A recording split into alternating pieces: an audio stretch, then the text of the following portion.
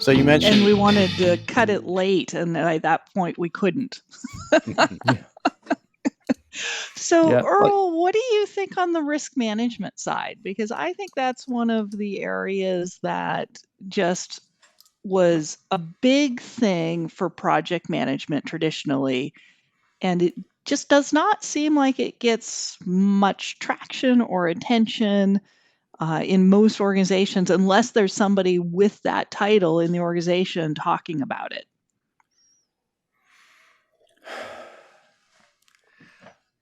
Okay, I'm going to have to edit this out later on because I was reading the comment while you were speaking and I didn't miss the entire question. So we're going to be embarrassed live, but I'll look really good in the podcast. Okay. Awesome. My question was about risk management, which was risk management. Okay, yeah, okay. I already had that answer figured out too. So one of the tricks in risk management, now let me pause here so I can edit this well. In risk management, one of the things that you have to realize is that risk is usually a function of time to a certain degree. The longer something is, the more possibilities things can go wrong. In Agile, especially as it moved to 2-week sprints, there wasn't a lot of opportunity for risks in 2 weeks, right? In the 2 weeks. In this 2-week section, not a lot of risk potential because it's so short. And so what we saw happening was a lot of risk management practices died because we were never looking at the entire project. The idea of a project had disappeared. It was just a product that we wanted to potentially add value to. What risk could there be in 2 weeks? That's all we ever plan out. So there's no risk to the plan because you only have to have an expectation to have a risk. If you don't have any expectations, there's no risks. Right? If I don't think it should be done in a year, I can't risk that it won't be done in a year because I have no expectations.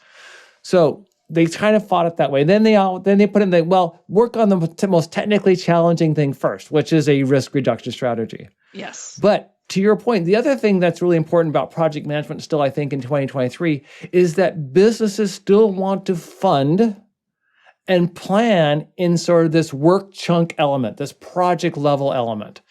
They want to say, what are we funding next year? What is our money going to, and what will we get for this money? They want to have an expectation of scope, an expectation of functionality at the end of this level of investment. And once you start looking at these bigger chunks of work, now we've got more time, we've got more things in play. Risk management really needs to come back. And that's one thing I think we're still suffering from a little bit is, no, you cannot go into work efforts with no expectations, i.e. then no risk.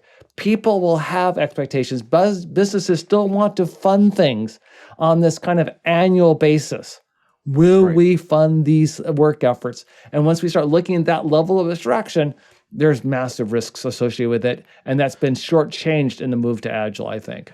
Yeah. Well, I think that the business planning certainly is inherent